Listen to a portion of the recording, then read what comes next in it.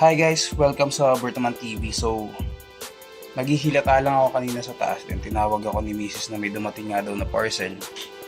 Check natin kung ano yun. Ito siya. Check natin. So, alam ko naman kung ano na to kasi ako rin naman umorder na ito. So, laruan to. From Where Root Toys nga pala to binili. Live selling siya, so medyo mura ko nakuha. Dalawa to eh. Kaiba ng live. So, secure yung packaging niya. Daming bubble wrap. So, try na lang natin yung ganda. Parts. Ayan.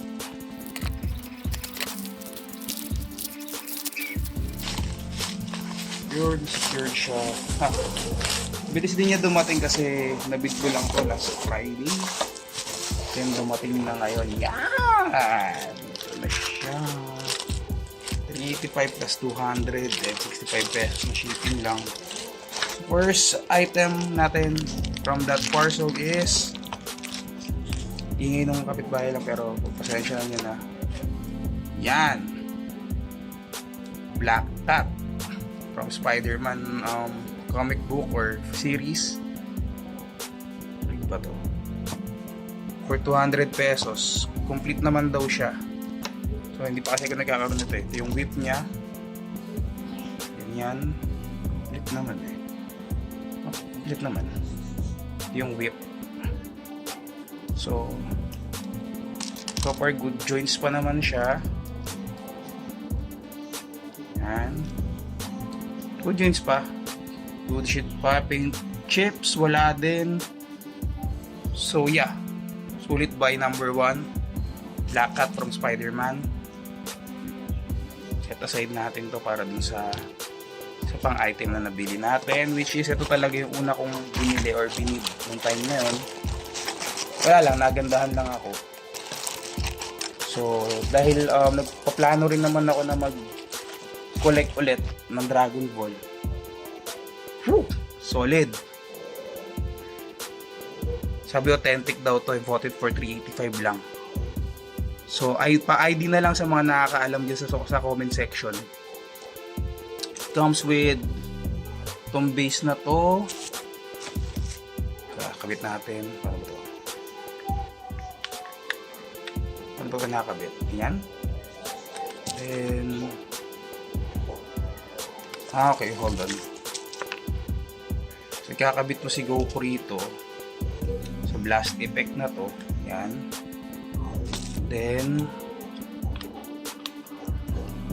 slide in mo dito. Nabobo na.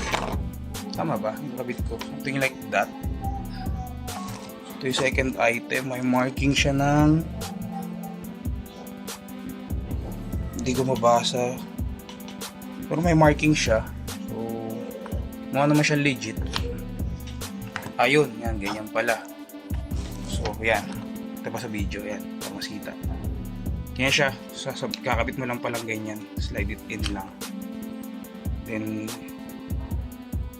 press na siya. Yan yung base niya. Oh, angas!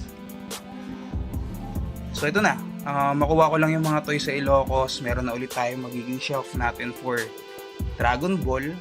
Actually, isa lang naman yung Dragon Ball item ko ata dun or dalawa. Super Saiyan Goku lang.